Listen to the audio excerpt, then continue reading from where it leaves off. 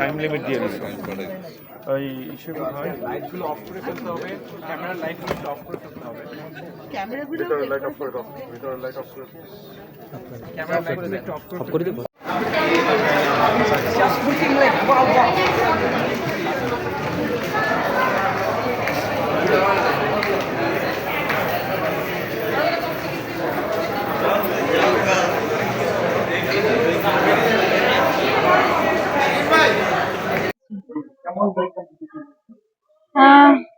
খুব সুন্দর একটা সিনেমা। আসলে না দেখলে তো বোঝা যাবে না। আমরা আরো আগেই দেখতাম। এখন হচ্ছে দেশের অবস্থা ভালো না, তাই একটু দেরি হইলো। কিন্তু আমরা যে প্রথম থেকে লাস্ট পর্যন্ত সিনেমাটা দেখেছি, খুব সুন্দর সিনেমা। আহ পরিবার নিয়ে সবাই একসাথে দেখার মতো একটা সিনেমা। আসলে না দেখলে বোঝা যাবে না। আমি দর্শকদের উদ্দেশ্যে বলবো যে আপনারা আসুন সিনেমা হলে, আপনারা এসে সিনেমা দেখুন। আহ নতুন যারা আছে তারা কি করছে, ভালো হলে অবশ্যই ভালো বলতে হবে, খারাপ হলে সেটাও বলতে হবে। না বললে তো বোঝা যাবে না, মানুষের ভুলগুলো ধরা যাবে না। হ্যাঁ, আপনারা হলে আসুন, সিনেমা দেখুন, ভুল ত্রুটি থাকলে সেটা সংশোধন করার চেষ্টা করবেন। আসলে সিনেমা ঈদের পর পর এই পর্যন্ত ৩টা ৪টা সিনেমা দেখেছি, এটাও দেখার ইচ্ছা ছিল। কিন্তু যখনই আসবো তখনই আমাদের ঝামেলা চলতেছে, আপনারা জানেন দেশের অবস্থা ভালো না। তো এর মধ্যেও আমরা আমার পরিবারের ৪-৫ জন আসছে, সবাই দেখতে আসলাম, ভালো লাগলো এই। মুন্না খান তো নতুন নায়ক, ঈদ থেকে শুরু করে এখন পর্যন্ত হলে চলছে তার সিনেমাটা। সেক্ষেত্রে আপনি কি মনে করেন কিনা মুন্না খান দর্শকদের মনে জায়গা করে দিতে পেরেছেন? হ্যাঁ, অবশ্যই। কারণ হচ্ছে তার পারফরমেন্স খুবই ভালো লেগেছে। সে যে নতুন নতুন হয়ে যে সুন্দর অভিনয় করেছে, আহ চমৎকার। আমার কাছে খুব ভালো লেগেছে। আমার মনে হয় সামাজিক, মানে আমাদের আহ পরিবার নিয়ে যারা দেখার মতো, দেখতে চায়, সুন্দর একটা মেসেজ আছেন এখানে, দেখলে সিনেমাটা বোঝা যাবে। যারা এখনো দেখেনি তাদের উদ্দেশ্যে কি? তাদের উদ্দেশ্যে বলবো যে আপনারা হলে আসুন, বাংলা সিনেমা দেখুন। আর আমরা তো যেমন সাকিব ভাইয়ের সিনেমা দেখি, হ্যাঁ, আরিফিন শুভ আছেন, সিয়াম আছেন, আরো অনেকেই আছেন, সবার সিনেমাই দেখি। কিন্তু মুন্না খান নতুন নায়ক, সেই হিসাবে আমার মনে হয় যে তার সিনেমাটা দেখে আপনারাই বিচার করেন যে কেমন হয়েছে।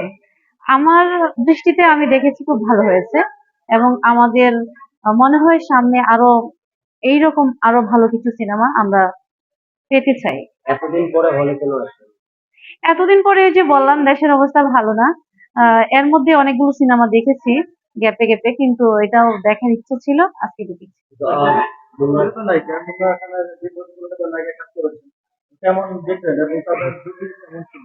হুম, ভালো করেছে এবং ভালো হয়েছে, ভালোই লেগেছে। তবে আমি মনে করি আমাদের বাংলাদেশের নায়িকাদের নিয়ে কাজ করলে আমার মনে হয় বেশি ভালো হয়, ভালো হতো। তো কলকাতার নায়িকা নিয়ে কাজ করেছে, ভালো হয়েছে, খারাপ, সুন্দর হয়েছে। তো আপনি একটা কথা বলেছেন যে আপনার দেশের সমস্যা যখন মুন্না ভাইয়ের কাজ করতে মুক্তি পেয়েছে, তুফান ছবি মুক্তি পেয়েছে যখন, তখন কিন্তু দেশে কিন্তু প্রবলেম ছিল, স্বাভাবিক ছিল। হ্যাঁ, আপনারা বলেছেন যে প্রবলেম ছিল দেশে, কিন্তু তখন তো প্রবলেম ছিল না। আপনার কিন্তু 2 মাস পরে আপনার ছবি দেখতে আসছেন। না, আমি ঈদের পরে সাকিব ভাইয়ের সিনেমাটা দেখেছি, তারপর বুবলি আপুর সিনেমাটা দেখেছিলাম। কিন্তু আসলে আমাদেরও তো প্রবলেম থাকে, সব সময় তো হয় না যে এসে ছবি দেখার। আপনি অন্য কোন কোন ছবি দেখেছিলেন? আমি সাকিব ভাইয়ের কি ঈদের তুফান। পরে যে তুফান সিনেমাটা চলেছে, এটা দেখেছি প্রথমে।